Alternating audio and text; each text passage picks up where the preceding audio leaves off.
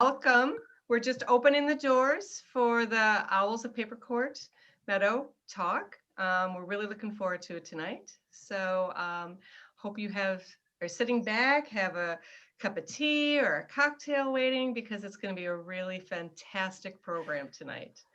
So let's see. So we've got people coming in. We're just going to wait for a minute or so more and let everybody join us. Get ready. Hope everybody's having a nice evening and enjoying a little bit of the warmer weather. Thank goodness. That cold weather this past weekend, that was cold. But yeah, so again, it's just to make sure that you're here for the Owls of Papercourt Meadow, the webinar. And we will, I think I'll start just on 7. So on my computer, it just says 1 more minute. So we're almost there. People are still coming in. We've got over 50 people coming tonight, which is fantastic. I know some of you were hoping to go on walks, as we all were, but this is a next best thing on a nice kind of chilly evening, sitting back and learning about these. Well, let's see. I have 7 o'clock on mine, so we've got a pretty full audience, so I think we'll start. Welcome. My name's Sue O'Regan. I'm going to be hosting tonight along with my co-host, Victoria Pinder. But you're here to see Katy Fielding and Zoe Channon. They are going to be telling you everything about owls. It's going to be a fantastic evening. Just a little bit of housekeeping. Some of you will probably have been on a lot of these webinars before and you'll know, but on the bottom of your screen, you'll see a Q&A button. Throughout the evening, during the presentation, if something pops in your mind, something that you'd like to ask these guys after the presentation, just type it in there. And at the end, after the presentation's over, Victoria's going to be going through all of those questions and making sure that they're asked to both Zoe and Katy. And you also have a chat button. Now that's set up so that if you have, I don't know, a technology problem or something that you would just like Victoria and I to know about, send it in there and we'll be able to respond to you directly. So I think that's pretty much it. It's going to be about an hour tonight, and then with questions afterwards. So get ready for a fantastic evening. I'm going to hand you over to Zoe and Katy. Enjoy. Thanks, Sue. Well, hi, everybody. Thank you so much for coming. I'm just going to share my screen with you. And Zoe, I'm going to make sure that you can see that because we've had I can, yeah. Past. Yeah, it's loud and clear. Lovely. Well, thank you everybody for coming along this evening. We're so glad that we're able to offer you this. I know a lot of people were really hoping to come on the owl walks. I know some people didn't even manage it last year due to being thwarted by the weather a little bit. So we really wanted to be able to offer you something that fits with the times, with the strange times that we're living through, and everything's going virtual. So why can't exploring a nature reserve and seeing some beautiful owls go virtual too? So just a couple of bits from me first. I do have a dog in the room with me who I couldn't quite bear to shut out because she didn't want to. She is usually very well behaved. She has been for a walk. She's had lots of treats, but occasionally does react and bark to owl noises. So we'll see how it goes. If I may have to take her out if she doesn't behave, but that's sometimes how these things go. So we're just going to go through the slides. So I'm going to be talking about Papercourt because we enjoy it so much. We are the ones that usually deliver our walks on site, so we're really pleased that we can share a little bit of it with you.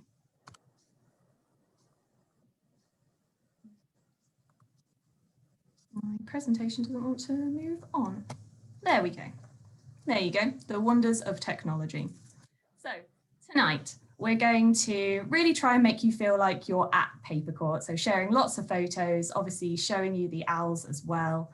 We're going to tell you a bit about Papercourt Meadows and what makes it so fantastic for the owl species that call it home, as well as a lot of other wildlife as well. Obviously, we're going to tell you about the owls that we find at Papercourt Meadows, but also the other British species as well. And then also a bit of owl info about what makes them such iconic and fantastic British wildlife and such incredible hunters and birds of prey as well. So to start with, I mentioned that we have often been thwarted by the weather. So you may see a pond on the left and a stream on the right, and you would be wrong. And I think the van at the back gives it away a little bit. And this is actually on the left, the car park for where we park to usually go for the walks. And on the right is the path where we would normally go along to get onto the reserve. And this was the quite incredible and destructive flooding of last year, which meant that some of our walks were delayed and even cancelled last year. So apologies if you were booked onto those walks last year and were unable to come along.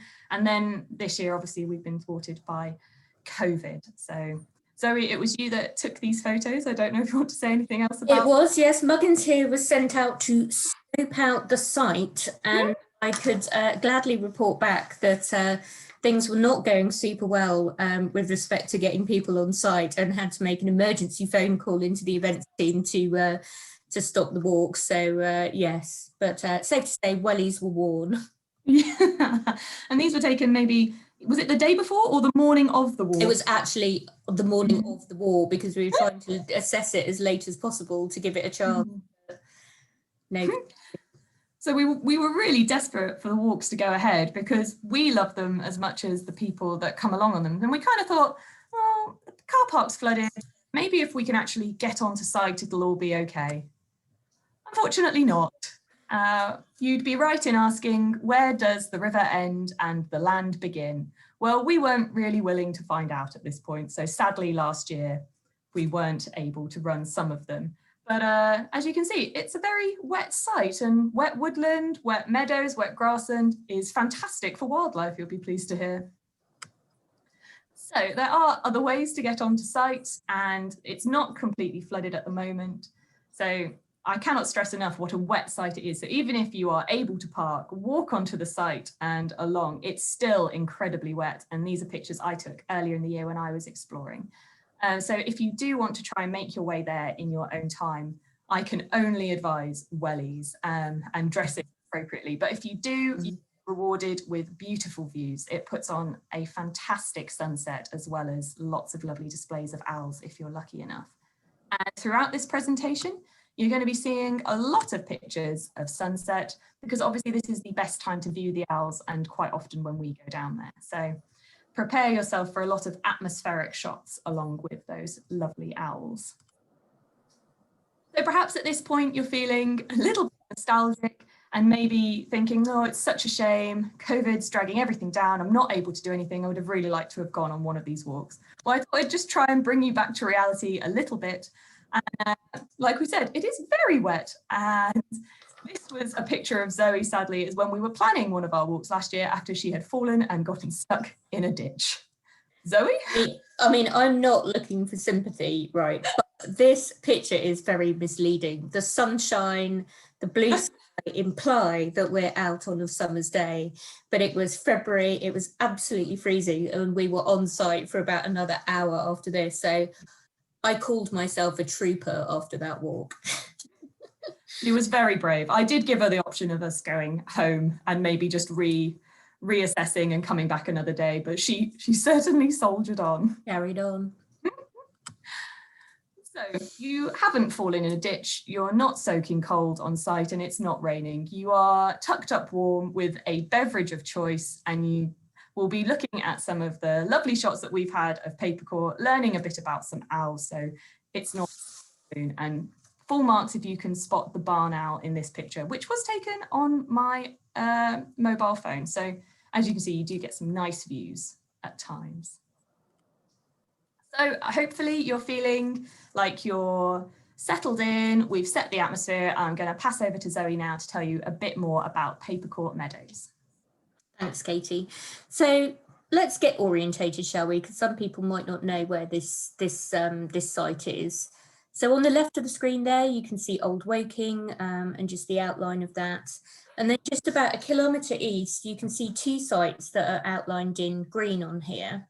The bottom one is actually Papercourt Marshes. So that is a small site. It's hermit only, and it's mostly reed beds and sort of wet scrapes, etc. It's brilliant for water birds. We get water rail there and various reed warblers, etc. And then just above that, you'll see the site that's a lot more squiggly in outline. That's Papercourt Meadows. And the word Papercourt, I was looking into it earlier just to try and understand a bit more about it, and it seems to have sort of Anglo-Saxon origins.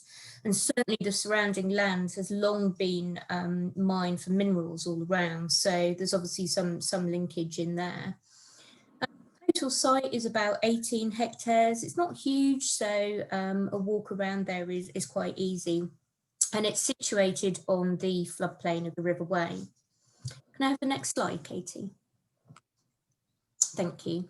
So, why do owls like Papercourt? It's a good question to ask. I mean, basically, in short, it's just an amazing mix of different habitats. You've got the entire river network that surrounds various sides of it. You've got fairly mature woodlands around it as well.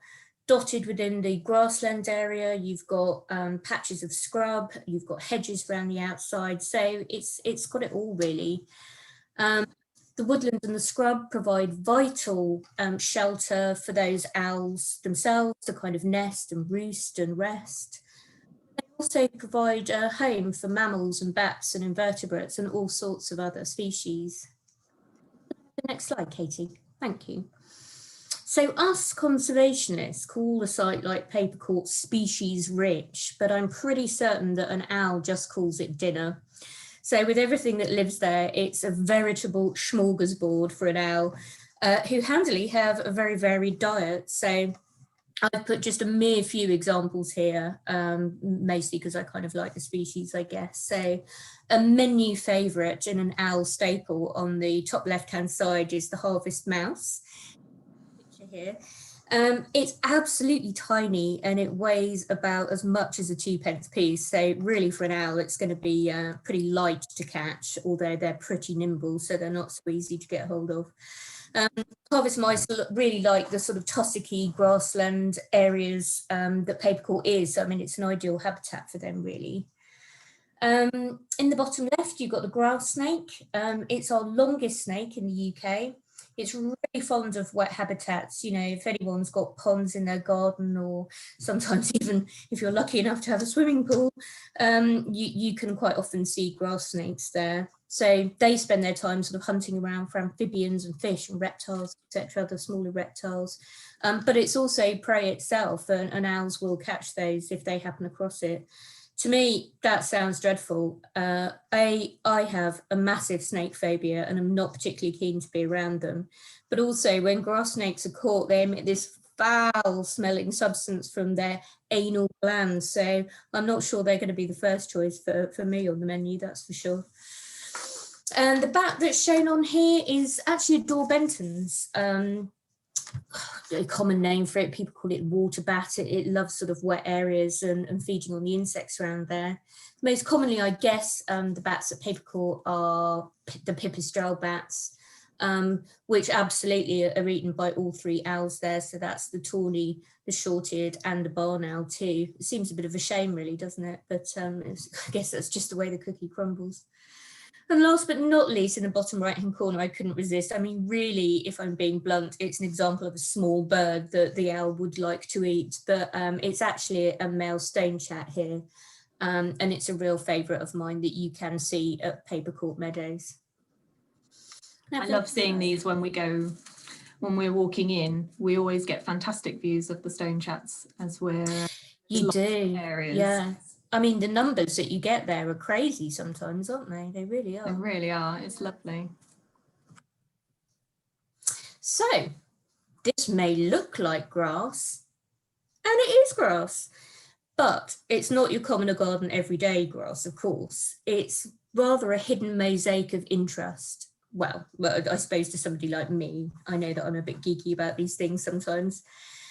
The picture on the left-hand side is slender tufted sedge. Now, you might go, well, who cares about that? It just looks like a grass that I might have in my garden. Well, it's actually part of the Carex family, and on Papercourt we have a really large colony of it there, and it's quite rare actually. So it absolutely loves the wet conditions there, and it's characterized by this really acid green color that you can see coming out. It can actually grow quite tall, so when you actually see it on site, it's quite a sight really. And then on the right hand side, we've got tufted hairgrass. Looks completely different. It's tussock forming.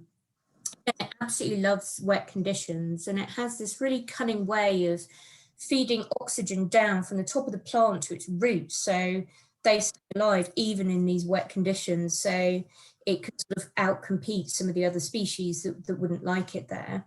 And it's really frondy and wavy. You can see the seed heads there, which are really nice. And it's a great refuge for invertebrates and small mammals, which in turn, you know, effectively are prey for the owls. And then comes the colour. So if you visit Papercourt at between spring and summer, there's an absolute cacophony of plants and flowers there. I've picked out only a few here. You know, the list is endless and I could have gone on, but just to orientate yourselves on this slide, on the top left, you've got watermint. Absolutely loves wet conditions. I'm sure most of you will have walked through wet environments and can actually smell the mint wafting up. Actually eat it just like normal mint, but obviously you'd have to be pretty careful that you know what sort of water it's sucking up, etc. Just to the right of that, you've got birdsfoot trefoil. Most of you will have seen that on loads of our sites, I would imagine. And then to the right of that, it looks very similar, but it's actually meadow vetchling. It's quite a long, straggly plant and absolutely loves sort of rough grassland. And it's a member of the pea family, which I think you can kind of make out really from the stems on there. Bottom left-hand corner, you've got meadow sweet. So it does actually have quite a sweet scent to it. But if you crush it, if you start to crush it, it starts to smell quite medicinal. And I think it was used in tinctures and other things in days of old for medical reasons. Quite from flowers. It's a bit of a late flower, that one. It can run through from June almost to September. So it's around quite a bit. Next to that one, plant that I absolutely love, it's the marsh thistle. You get this enormous spear that can be up to 7 foot tall that just comes out of nowhere and has these bright purple flowers on. Insects absolutely love it. It's a real favourite for bees. It's a real favourite for butterflies. And we have quite a lot of it on site. So, and it just looks really sort of architectural, slightly odd in the way that it grows, but I do love that one. Next to that, just for a bit of a different colour, you've got amphibious bisdort, and then the final picture on the right-hand side is the marsh stitchwort, and I just love this. I love the sort of pale star-like flowers on here. It's a creeping, rambling plant that sort of gets all over the place, so certainly look out for those when you actually make it to site. So what do we do there? We graze the site actually every year. It's in Countryside Stewardship. It's a site of special scientific interest. So we do get a small amount of money from Natural England to help manage it. And then we go through assessment with Natural England to see how we're doing against all the target species and the desirable species that we want on there. But why do we choose cattle? Well, there's a number of reasons actually. We have a herd of about 450 or so belted Galloways. In the picture on the right, you can see a couple of nosy Parkers coming up to the camera there. They're really good at dealing with wet conditions underfoot. That doesn't really bother them. They don't have too many issues with their hooves. They're a really tough species. So, I mean, they're built for much harsher climates than Surrey can offer them. And they go through conservation grazing training. So they get used to being around people and dogs, and they just sort of mind their own business. And the reason why we like cattle is they're, I mean, this isn't a technical term, but they're sort of random grazers. So when they actually are grazing, they sort of wrap their tongue around the grass or the plant and they rip that out. So it might come out fully by its roots, or it might half come out. So it creates this really sort of diverse mosaic of grassland around that isn't uniformly eaten like you would imagine a sheep grazed field would be. So it really helps to keep dominant grasses at bay, so that some of the smaller species have got an opportunity to come through.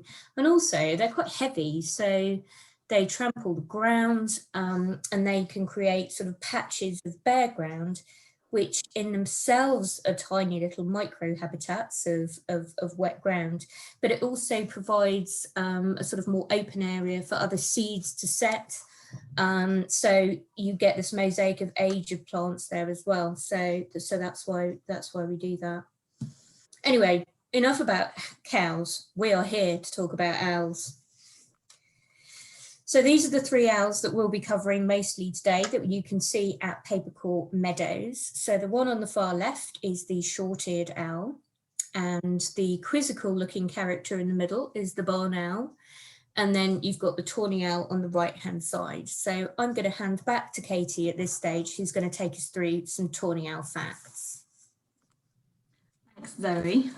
Love hearing all about Papercourt. So yes, I have the lovely job of talking to you about the tawny owl.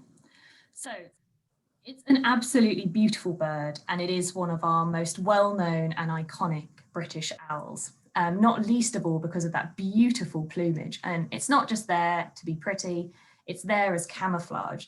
So tawny owls really are the definition of a woodland specialist. They nest in trees, they spend a lot of their time in woodland, they only come out at night, and they roost in trees in the daytime. So they really need to blend in as much as possible. So they have that dark, tawny colouring with lighter colours running through, which is supposed to mimic bark, but also the way that light comes through leaves and that kind of dappled shade is really good for them. And they're able to hide away in the daytime and then come out at night. They also have really distinctive eyes.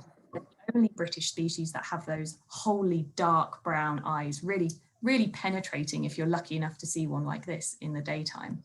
Now, they are a bird that are often heard rather than seen. So I'm now going to play you the tawny owl call, and we're going to, this is the one that Amber Dog dislikes the most, so hopefully we're going to be okay. If I can get my, there it keeps disappearing. Oh. There we go.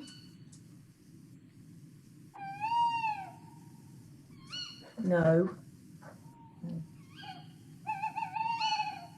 There you go, there's that really iconic owl sound. We've got through it with the dog. We'll move on to the next slide. So like I said, the tawny owl is much more often heard than seen. And what's so interesting about the call of the tawny owl is that it's not one owl that delivers the whole call. It's actually the females that make that twit sound, and it's actually the males that make the twoo. And together, when they're calling to each other, it is that iconic twit twoo sound together, which not all people really realise. I quite often hear around where I live, just the males, and you can just hear the twoo, and you think, oh, it's not quite found a mate yet. And then even occasionally just hear the female as well, but people don't always associate with it being an owl, or certainly not a tawny owl, because they only think of that stereotypical sound when it's joined up.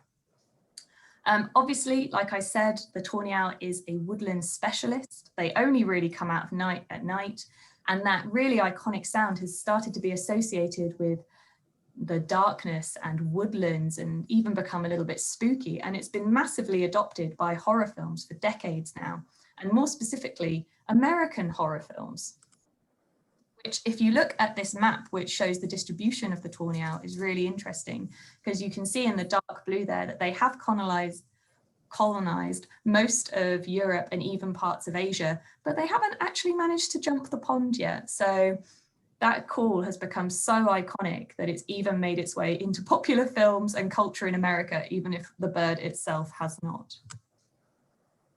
So a little bit more about the lovely tawny owl. They are actually monogamous. They just mate with one other bird, and they're extremely territorial. They boast as many as 50,000 pairs, even though they're not actually present in Ireland. So considering, you'll see some of the numbers that we have with the other owls, they're really quite an abundant owl. However, their conservation status recently dropped from green to amber, and that's because there's been a bit of decline in numbers. So conservationists are worrying about them a little bit, but hopefully that will stabilise and we'll get that status back up to green eventually. I just had to share these pictures. I didn't take these were sent in to us by another volunteer on a different site, but at Sheepley's. And these are two gorgeous fledgling little tawny owls. And I'm so jealous I have never had views of a tawny owl like this in the day, let alone fledglings, and certainly not long enough to be able to take gorgeous pictures like this. But I think it's such a fantastic example of just how amazing that camouflage is. Where does the bark end and the owl begin? I couldn't tell you. They just blend in so well, and it works brilliantly with that dappled light as well. So yeah, a true woodland specialist working with their environment with perfect camouflage. Now I'll hand over to Zoe to tell you a little bit about the barn owl. Thanks, Katie. Could we knock on the slide? Perfect. So, barn owl, side-facing head, rather an iconic view of face as well. So it's commonly known as the white or screech owl. So this might be a good time to play the sound by Katie, if we can, so that people hear the noise that barn owl makes.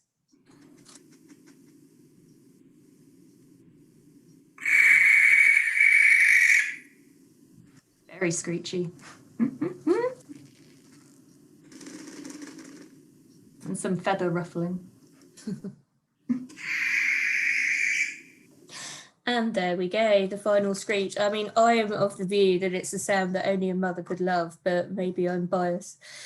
It's long been known as a farmer's friend, really, the barn owl. Really favours eating rats and mice and keeps those at bay around farm areas.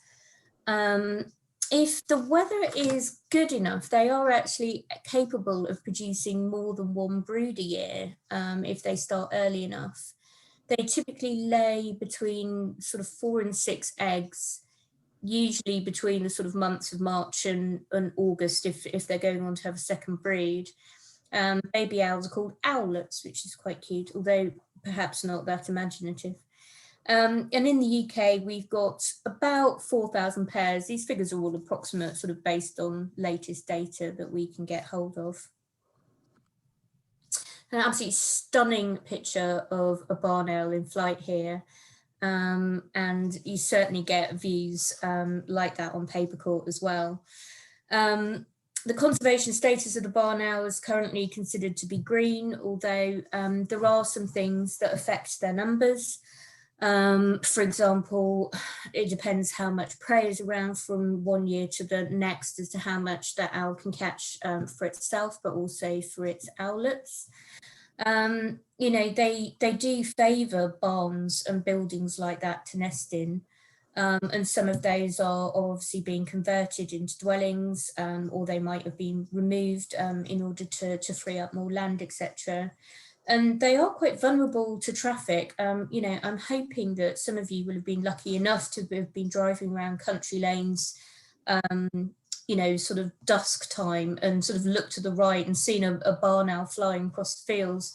They fly quite low, and they can often hit car windscreens. So there's a few things that get to them, but certainly at Papercourt, they're pretty happy there. There's surrounding barns which we're pretty certain that they're nesting in. And they're pretty free to roam without particular intervention. So I am now going to hand to Katy, who is going to go through short-eared owls for us. Thanks, Zoe. So yes, I'm going to be talking to you about the lovely short-eared owl, who doesn't actually look that dissimilar from the tawny owl, which I spoke about before.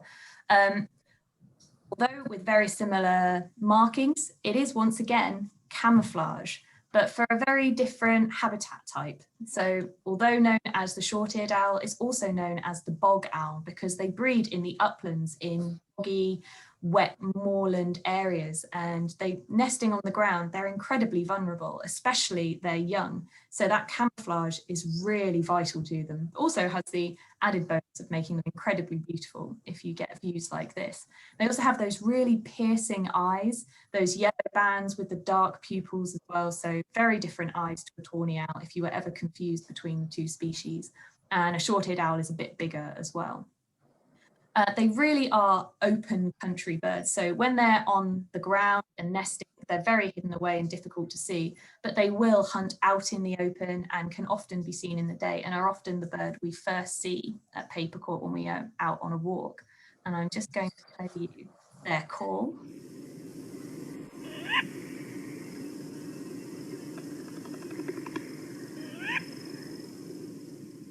So hopefully you could hear that quite small sound that they make, but also that kind of tucka tucka tucka tucka sound. Well, that's not a call, that's actually them beating their wings, which is involved in their mating, which I'll mention in a moment. But like I said, they really are that open country bird. They glide around across the tops of grassland and scrubland, and picture them out on Papercourt in a shot like this, just sort of gliding effortlessly over that grassland and over the pockets of scrub, looking for small mammals or other things that they can find.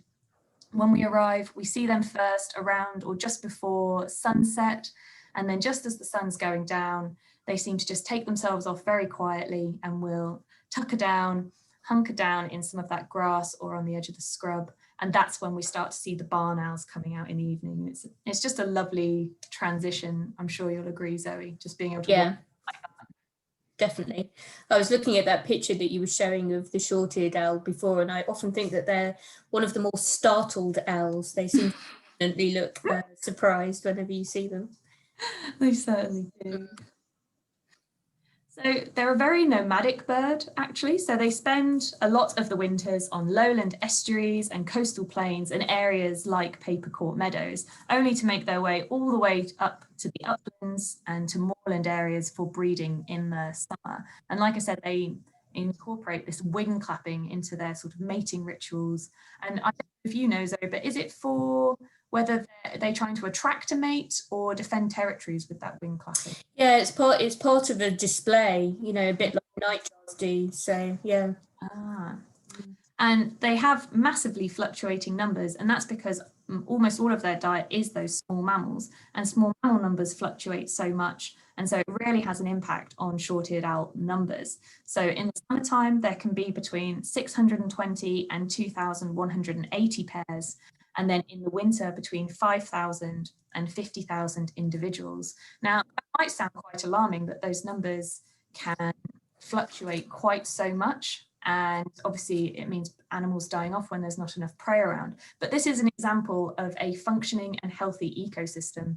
When prey numbers are high, the predator numbers go up, but because the predator numbers go up, it depresses the amount of prey available. And therefore, if there's not enough prey, then those predator numbers go down. And then once the predator numbers are down, the prey numbers come back up again. And that really is a healthy ecosystem. And unfortunately, some of the ecosystems aren't quite complete or are not working very well in the UK. So we get predator numbers which are very high because they're eating other things and going through our rubbish potentially. But it's nothing to worry about with those fluctuating numbers with a short-eared owl. And this one's conservation status is also amber. And I'll pass over to Zoe for the slightly stern-looking little owl. No, look at that face. It's so very, very cross and like it definitely doesn't really want to be here.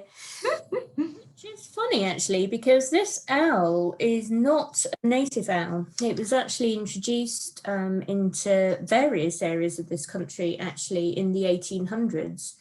Why? Well, people just liked it and they thought it would complement the owls that we already had here. And bizarrely, it has actually been one of those introductions that hasn't really caused chaos and mayhem in the process of doing it. So it's been pretty successful in filling a niche in arable areas and making a bit of a name for itself, really. It's the pictures here don't really do it justice. It's a small owl. It's no bigger than a song thrush, really, just to give you an idea of how big it really is in I was going to say person, then that's not true, is it? Owl person. And it makes a funny little sound. Can you play that one, Katy? Yes, of course.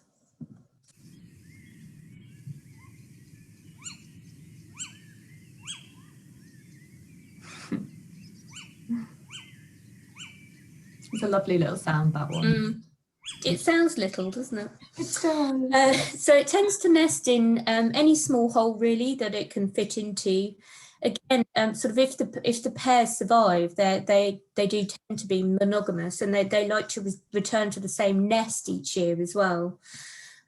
They are a little bit earlier in their breeding, so they tend to breed between sort of January and March, and lay between about sort of 3 to 5 eggs, and obviously it's up to nature as to how many of those survive. It's got a pretty varied diet, which again really does these birds a favour. It's looking around for mice and voles and insects and worms and beetles and things like that to live on. So certainly Papercourt, we haven't specifically seen them there when we've been there, but I wouldn't be overly surprised if they were around or certainly had been seen passing through. So there's about, these figures are from 2009, you can see that. So there's about 5,700 pairs, or there certainly was then. It's not a well-studied owl, I would say. If you actually go around searching for data, it is patchy, and it's quite difficult to sort of really establish where we are. It's thought to be in decline, but there's not really a consensus, I would say, as to what's contributing to that. There's going to be various things. There's going to be the obvious thing about prey, which we've talked about consistently throughout this presentation. But, climate changes will have some impact. And also there have been some issues with environmental contaminants. If they get into rats or mice, then, in turn the bird eats that, etc., etc. But, nobody's really come to a conclusion, I would say, about one specific cause on that. So its conservation status at the moment is not assessed. Although hopefully that will change over time. It is interesting with their conservation statuses, isn't it? That there's only 4,000, I can't remember if it was individuals or pairs of barn owls, and they're green. And then you have around 50,000 pairs of tawny owls, and they're considered amber. So it's not just about their numbers, is it? No, it's really not. And actually, I think sites like the RSPB, they give you quite a good definition of exactly why they're coming down on these statuses for each of the species as well. Because it's not always like for like details. Then, like you said, it can look quite strange sometimes. And it is about where these birds can fill niches, and it just wouldn't be feasible for the whole country to be covered in barn owls because there's not enough habitat potentially. So it is more about how the bird is faring, whether those numbers are going up and down, which I always find interesting. And I totally agree. He's not even assessed at the moment, bless him. I know, bless him. He looks cross about that as well. Yeah. So here we go, the long-eared owl. Look at that picture. It's absolutely brilliant. You can see where it's got its name from, and it just shows the owl in all its glory here. You've got these big, long ear tufts at the top. And again, this amazing camouflage, which we've seen in some of the other owls as well. And I would say that blends very well with the that's resting on. So what about long-eared owls? They are the most nocturnal of all of our owls. It's not impossible, but it would be highly unusual to see any of these animals, owls, flying around during the day. It's incredibly secretive, and it spends its entire life sort of hiding itself away and sneaking around via the under the cover of darkness. It's quite a slim bird. It's actually not dissimilar in size to a tawny owl, but tawny owls are sort of somehow a bit more round, and this has got quite a long body and much slimmer.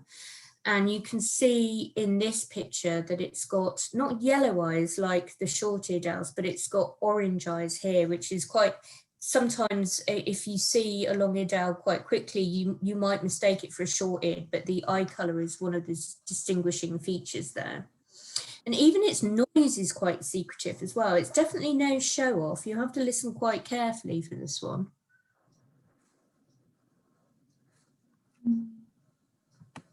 Oh, I've managed to stop sharing. That's okay. We'll go back again. I just love technology. It's my best friend. Do. I think I'm actually going to struggle because it's right by the stop sharing button. Hang on. Oh, so close. Hang on. If I can just... Nope, I stopped. Oh, don't worry. Well, I think we'll have to just miss the long-eared owl. We'll miss that. It's not terribly... It's so close to the stop sharing button. Oh dear. Misplaced sounding. Don't worry about that. We'll come back to that. It likes to roost, as it says here, communally in really dense cover. So if your woodland area is not that dense, it's not going to be the preferred habitat for this kind of owl. We've got sort of generally around 3,500 pairs in the UK, but every year they're boosted quite significantly actually by winter migrants that come in from Scandinavia and Eastern Europe and other areas to hunt over here. Just going to see if... Oh, I thought I'd maybe got it then. I'm just going to try one other thing and see if I can get it. Tell me if you're seeing all of this, or is that still on the presentation? No, it's clicked. Well, it's clicked off until we can see you scrolling through it. Yeah. Okay, let's not worry about it. We'll just That's okay. to Thank you the for trying. long-eared owl. That's my fault. The lesson learnt from implanting the sound file too high. So, long-eared owls, you can see this, there's a brilliant picture here on the right-hand side of the long-eared owls, and you can see how long its wings are in comparison to its body. It's almost slightly farcical in a way, but certainly makes it quite an astonishing sight. It tends to nest in, I can only describe it as sort of other animals' old nests. So if you've got some leftover squirrel dray, or you've got some mouldy old wood pigeon nest or something like that, the long-eared owl will love that, and it doesn't have to go to the effort of actually building anything itself. It tends to start thinking about nesting from about February, but then really the sort of main activity is sort of March to May time. It's a funny species, this one, because it really favours coniferous woodland, and that's really where it prefers to be. So you'll rarely find it in other places, and I think it just likes the density and the cover that's within there. But it does like woodland that then borders onto, this picture shows, more open spaces, which obviously it's going to be using to hunt.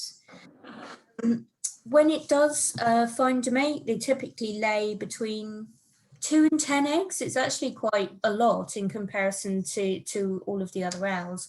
Not all of them will survive, of course, but you know that still could be quite substantial. And at the moment, its conservation status is green, so it's doing quite well. So we call it the long-eared owl, but actually the points that you can see on the top of its head are not actually ears. They're more ear tufts. And there's a few reasons why they're there. As it says here, it can be used to make the owl appear larger while they're perched, and therefore less likely to come under attack themselves. And they do perform a role in sort of channeling sound into the owl when it's hunting and sort of trying to find mice, etc. They can actually flatten the ear tufts against their head, and when they look like that, they really do look like short-eared owls. So you then have to sort of start looking at other diagnostic features like the eyes, plus wing patterns, etc., which are slightly different. But yeah, I mean, that's the view that we always imagine of long-eared owls. So prefer it when they keep their ear tufts up. I always think of long-eared owls as being quite a large owl, but actually they're really quite slender and small. And I think it's because when they're sat like that, and they've got those ear tufts up. Yeah.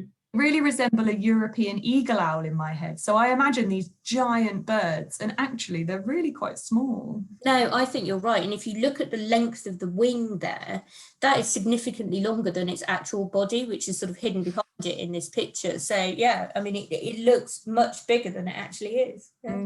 If anyone is ever lucky enough to actually see one in the wild, I think you'll all be surprised by how... I am not lucky enough to have seen one in the wild, sadly, but there we go.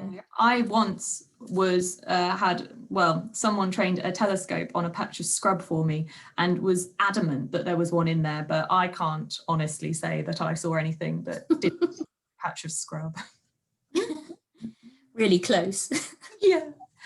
Oh, well, thanks, Zoe, for finishing off the owls. So those are the 5 British species that we have in the UK, 3 of which call Papercourt Meadows home, at least for part of the year.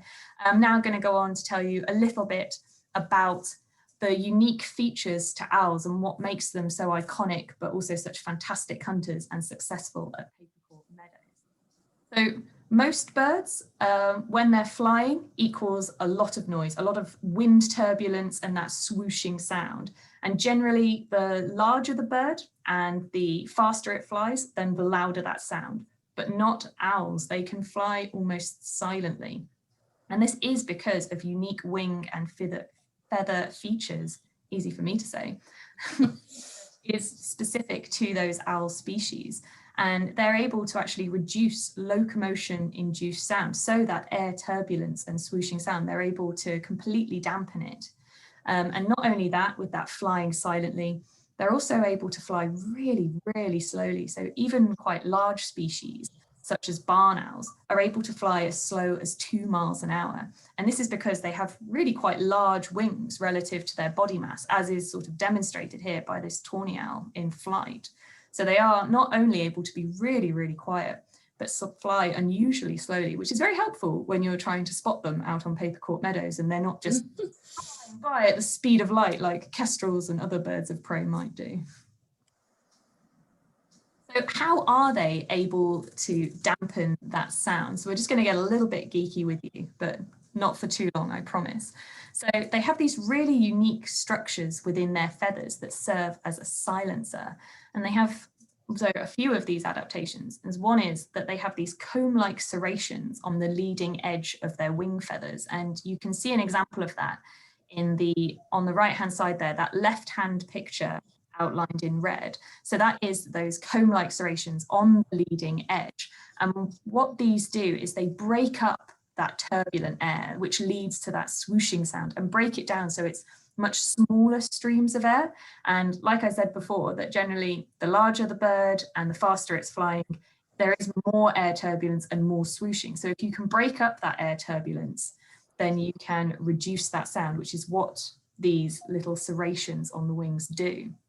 Not only that, but there is this unique velvety texture within owl feathers. And if you've ever been at potentially like country fairs and shows and things like that, or falconry demonstrations, and you've been lucky enough to maybe touch an owl, they really feel incredibly soft and velvety. And that is to sort of dampen and absorb sound even further, even after it's been broken up.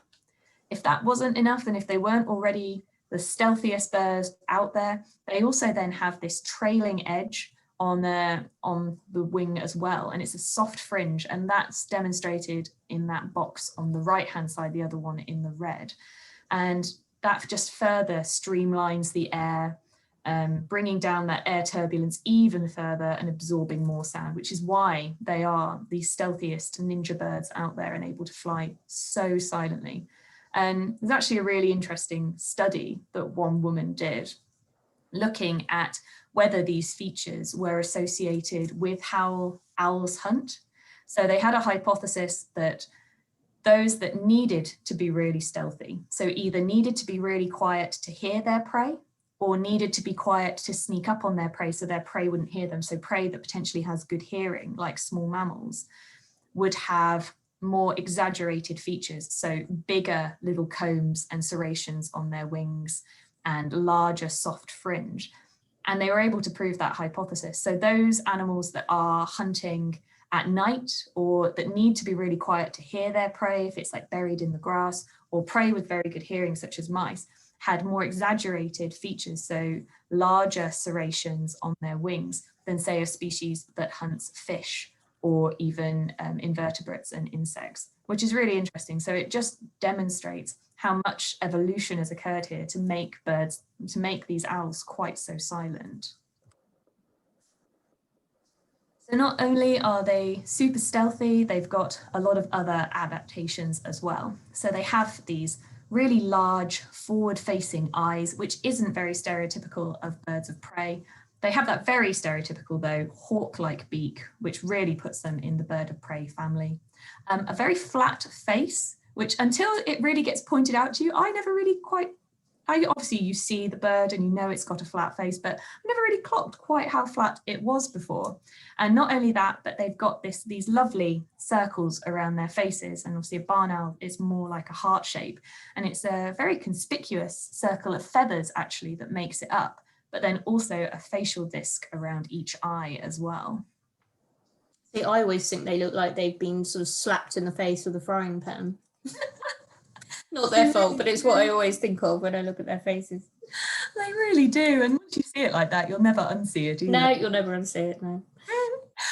So they don't just have these flat faces and circles around them for nothing. So that facial disc and that concave collection of feathers is actually to channel and collect sound waves and directs it all to the owl's ears. So not only is it flat, but it's also quite concave. So it's tunneling all those sound waves towards the owl ears to make them hear even better. And not only that, but the owls can actually adjust the focal length of this sound and collect it by adjusting the feathers and that circle around the faces, which is what an incredible skill to be able to have. And by being able to do this, it actually means that they can locate prey by sound alone, because they're able to judge the distance of where that prey is. And in reality, this means that they can hunt in grasses, in plant cover, but also, fascinatingly, in snow. So an owl can be gliding along in the air and actually hear small mammals that are moving around beneath the snow and pounce or swoop.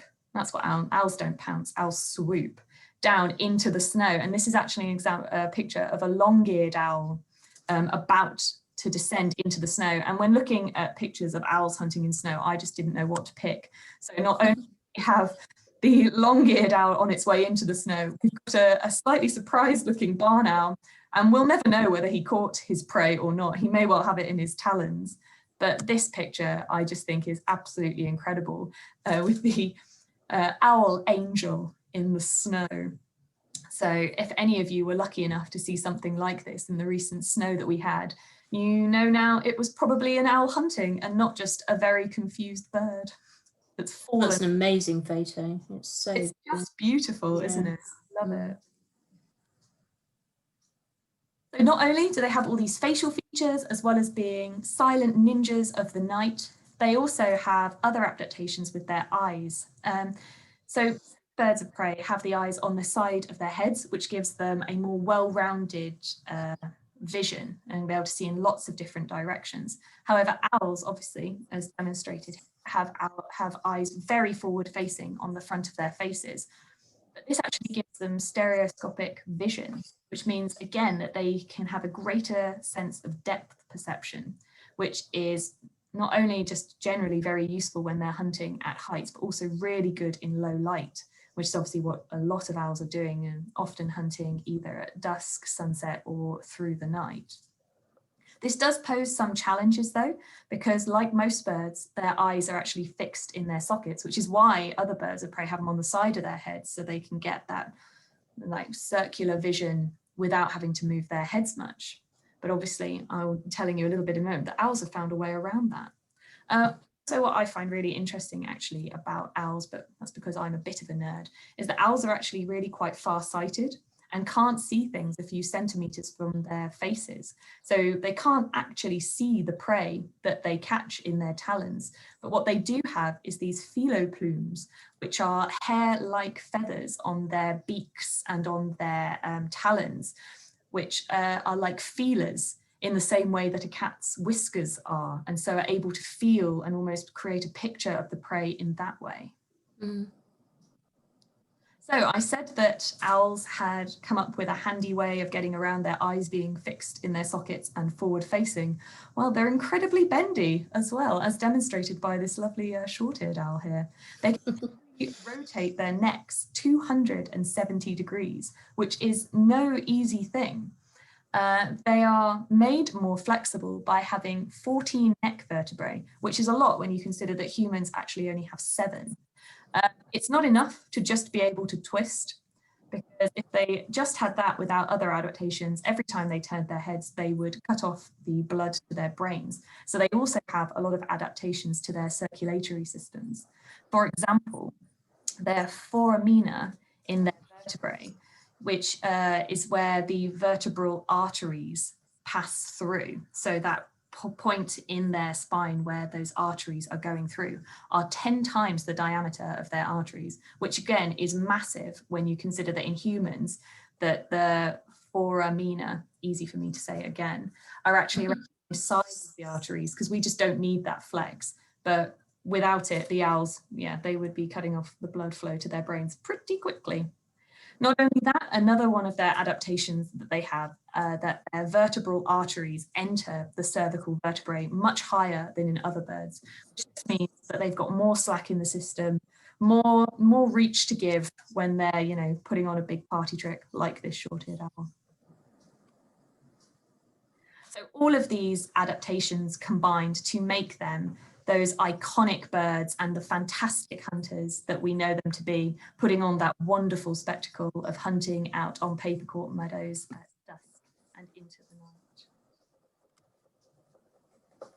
Now, for any of you that know me, have been to any of my webinars or walks, you would know by now that I wouldn't be able to give a webinar without at least mentioning hedgerows.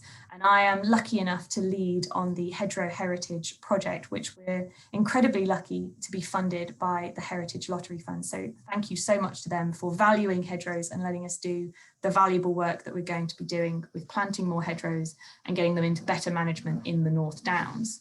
But why are hedgerows important to owls?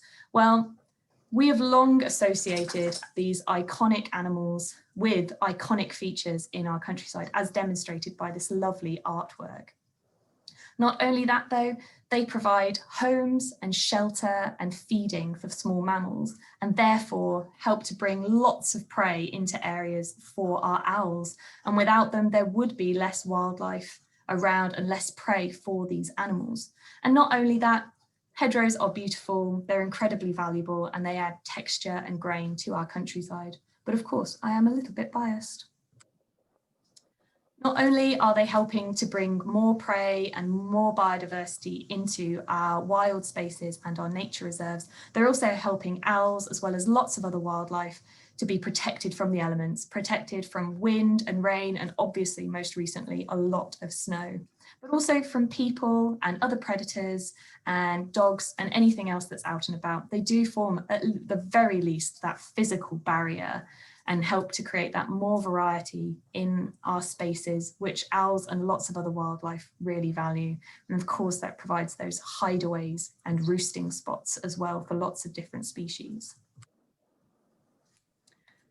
So we're nearly there. We've taken you on a journey across Papercourt Meadows, introduced you to all of the owls, and there's some, and I even managed to get a bit about hedgerows in there for you as well. So we wanted to give you a last chance to really feel like you're there.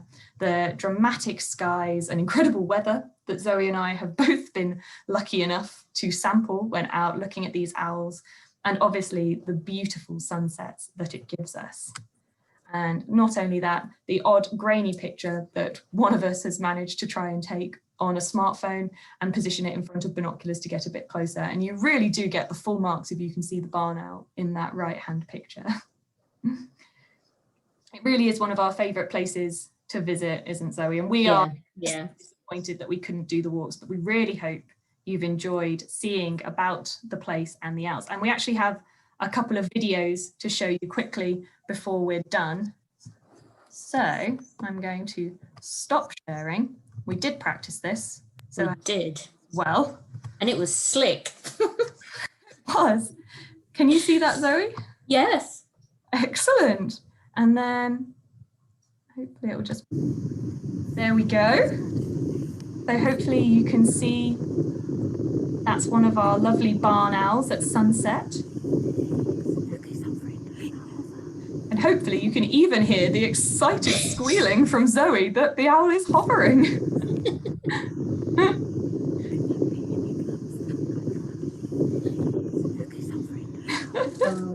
That was Brilliant. magical. Yeah. It really was. And then we've just got one more video to show you as well. Other way.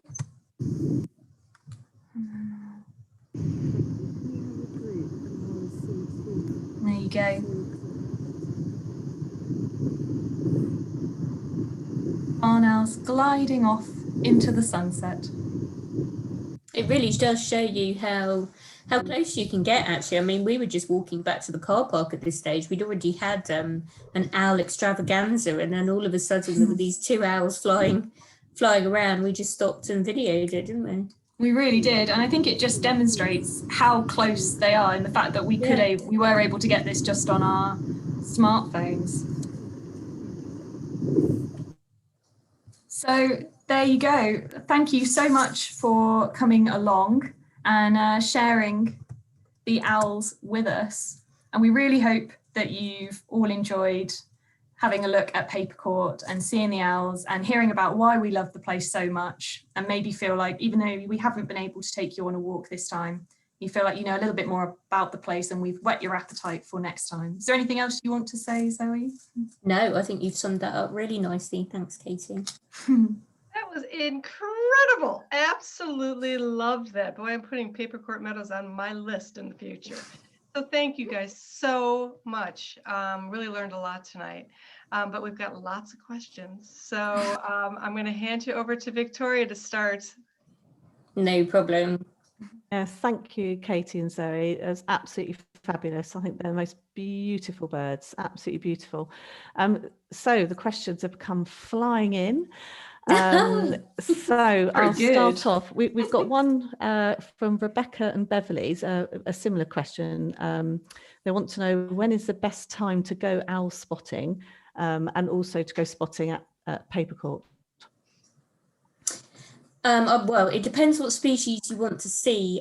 Do correct me, Katie, on this if you want to add to it. But barn owls you can probably see all year round, but obviously you do need to be going at the sort of dusk time. So the more into spring and summer you get, it gets darker later, etc., and more people are out and about. But the short-eared owls, really sort of January, February time. I'm not sure about March, Katie. Do you think is that still okay? Maybe very early March. Yeah, because most of them are sort of migrants. So yeah, if you really want a sort of good owl extravaganza, this is why we usually do the walks in February, because you've got more of a chance. It's why we risk the weather, because it is yes. time to see them. So yeah, if you're lucky, you can arrive there, see the short-eared owls just before sunset. They sort of go and hunker down, and then the barn owls come out around dusk because it's starting to get dark. And then once it's got dark, you start to hear the tawny owls twittering away. And you're very lucky if you get all three in one night. Thank you. So the next question is from Carol. Do tawny owls return to the same nest for breeding each time? They don't tend to, actually. They will set up nests anywhere. So some of them we talked about returning to the same nest, but tawnies will happily set up nest. Again, they're a bit of a user of other people's old nests as well. So yeah, they're not quite as romantic as that. Thank you. We have a question from Neil. Why are owls deemed to be wise? That's a good question. Well, in actual fact, I mean, owls aren't really that much clever than any other bird species. I would say that the sort of rooks and ravens and birds like that really are more wise and more clever. But a lot of it seems to stem back from Greek mythology. So gods like Athena, who were a symbol of wisdom, were quite often pictured with an owl in the background, etc. And some Greek mythology thought that owls had this kind of inner light within them that sort of enabled them to see in the dark before they really understood. So there's not really one answer to that, but basically myth, magic, fairies, that kind of stuff. I don't know if you want to add to that, Katy. But... No, I think you've summed it up beautifully. Okay, so the next question is for Richard. How do you identify between the short-eared and the tawny? Shall I answer that one, Zoe? Yeah, perfect. So they are slightly different sizes. Short-eared owl is a little bit bigger. And obviously the really stereotypical thing is those eyes. So if you remember, I mentioned that the tawny owls have those like wholly dark brown eyes. They don't have any yellow or rings around it at all. So that's a really distinguishing factor. Obviously their calls also, but also the habitat that you'll find them in and the times of day that you're seeing them. Like I said, tawny owls really are woodland specialists. They come out and they hunt over open ground at night, but if you're lucky, you'll see a silhouette. And you really, if you're going to see a tawny owl in the day, you've just been very lucky that you found it in its roosting spot up in a tree. Whereas short-eared owls, you will see out gliding across open areas in the daytime as well. Thank you. We have one from Helen here. Is it true that barn owls' feathers are not waterproof, making them the most silent flyer? Yes, it is. The soundproofness comes at a cost, basically. So with all of the features that Katy took us through earlier and those feather structures, does indeed make those feathers not waterproof. Yeah. Okay. Why you won't see them necessarily flying in the rain. They prefer not to. Yeah. Yeah, actually, that's a really good point, and it comes back to one of the questions about the best time of year to see it. Weather conditions as well. Katy's hit the nail on the head there. You know, wet and windy and all of that kind of stuff. Don't go. If it's a nicer evening when things are calmer, you know, the evening is perhaps a little bit sunny. Absolutely go. Yeah. Okay, thank you. We've had a question from someone that wants to remain anonymous. They said, thank you for a wonderful talk, but they'd like to know how many pairs are in residence around Papercourt and where else locally are good places to spot owls? Oh, that's a great question. So I would say there are, and Zoe, you will also have to add to this potentially. I'd say those numbers can fluctuate year on year. So, but generally, I think there's around 2 pairs of barn owls that I've seen regularly out on Papercourt. There could well be more. Sometimes there may be less, but I quite regularly see 2 pairs, especially when we're out on the walks. Short-eared, I'd say we've got two birds. But again, that is much more likely to fluctuate. So last year, I didn't see any short-eareds out on the walks. Obviously, we didn't get out as much as we would have liked due to flooding. But those numbers can massively swell as well. So from when I was saying about the numbers, we can get up to 50,000 individuals in the winter. And if we had one of those bumpy years, it wouldn't surprise me if we had 3 or even 4 short-eared owls on somewhere like Papercourt. I would say as an average, it's around 2 pairs, so 4 barn owls and 1 pair of short-eared owls. Yeah, I would totally agree with that. Pretty lucky. Yeah, totally agree. Yeah. When considering other areas, it depends what species you want to go and look at. So those pictures that I showed you of the fledglings or owlets were taken on sheepleys, and those were tawny owls. So most woodland in the evenings, like good mature woodland, especially ancient woodland, which obviously in Surrey we're quite lucky to have a lot of, is very likely to have tawny owls in it.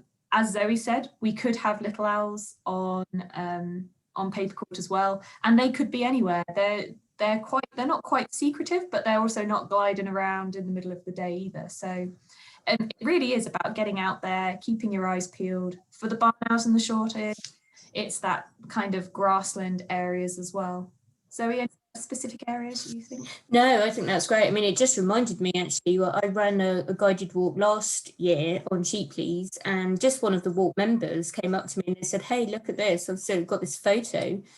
And they'd just been driving their car down a country lane and there was a little owl just on one of the fence posts, and he stopped and took a picture of it. It was absolutely amazing, and he just couldn't believe his luck, you know. And Oh, wow. and there it was. So it's just right place, right time.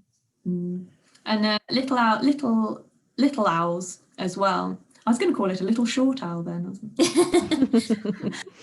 Little owls are often also associated with farmland. So if you mature oaks in a farmland setting, it's worth just sort of scanning the branches and any little hollows and things like that, because you could have little owls in there, or even a roosting tawny owl. So it really is about just keeping your eyes peeled, never expecting what species be there. Always look up, always be looking around, and think you can see anything, because that's when you see things. Thank you, Katie and Zoe. I have a question from Jill. She would like to know, where's the best place to park? Yeah, there's actually, so that map that I showed, I can't remember the name of the road actually that it's on, but there is Old Newark. Yeah, Old Newark. If you type Old Newark car park into Google Maps, it actually comes up, and that's the car park that you could see my van kind of half drowning in and coming through. And it does show on Google Maps. It's really random. I'm not entirely sure who owns it. You don't have to pay or anything. It could probably hold up to 20 cars. It's a bit bumpy, you know. You need to be. It's a sort of countryside car park, but it does take you quite close to site. So, and then you just have to walk along the river, and then over the bridge by the lock, and then you're onto Papercourt, Meadows. yeah. I've got a message from Keith here to say, great presentation. Thank you so much. Do the owls range all over Papercourt? Yeah, they do actually. Like I said, you know, when Katy was showing those videos, those were actually off our site and on the walk back to the car park, and you never quite know where they're going to be. So as Katy said, when you go over the bridge into site, you're sort of constantly scanning left or right, not necessarily knowing where they're going to come from. So I would say often you can pick them up, and maybe you're sort of moving yourself into an area where you're a bit closer, for example. But yeah, I'd say they do. I'd agree. I've got quite a long question here from Emma. She wants again to say thank you for a really lovely talk, and loved the photo of the owl print left in the snow. I think that was one of my favourites as well. That was wonderful. So Emma asks, are there any issues of interspecific competition between the different owl species? Do any of the owl species outcompete any other owls, or do they all coexist quite happily? That's a good question. Yeah. I'm sure Zoe might have something to add to this as well, but I'd say the short answer is no.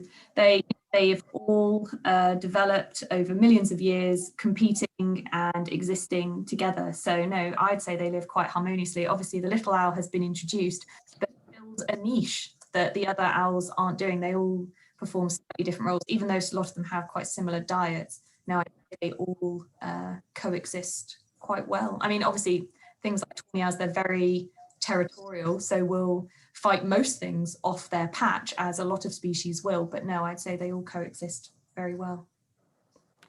Thank you. So I've got one question here which we can kind of answer. So Ginny has just asked, is Papercourt Meadows open to the public? Yes, it is. Yes, it is, absolutely. Yeah. And she just wanted to know, was the presentation recorded? Because she was a bit held up and joined a bit later. And yes, this presentation is recorded and it will appear on the website. I'm not sure how long, you may have to wait a week or so, but it will appear, and you can watch it again. Thank you. I think that is all the questions. So unless anyone's got a last minute one they want to ask, I think hand back to Sue. Well, I think Ginny kind of stole what I was going to say, because this is being recorded. So if you found it as fascinating as I did, tell your friends. You can pick up the video, and as you said, probably about a week, both on our website and on YouTube. But other than that, I can't thank the both of you enough so much for sharing so much information with us. I hope everybody out there enjoyed the evening. This is a regular event that we're having pretty much every Wednesday these days. on these cold winter evenings. What better way to spend it than learning a little bit about nature when we can get back out there again? So I just wanted to thank you again, and we will hopefully see you all in the future. So have a very great evening, and we'll say goodbye. So thank you very much. Thank you so much, everybody, and thank you to Thank you. that donated any money towards these presentations and talks. We are so grateful. Yeah. Thank you. Yeah, thank you very much. Okay. So we'll just wait until everybody kind of takes off.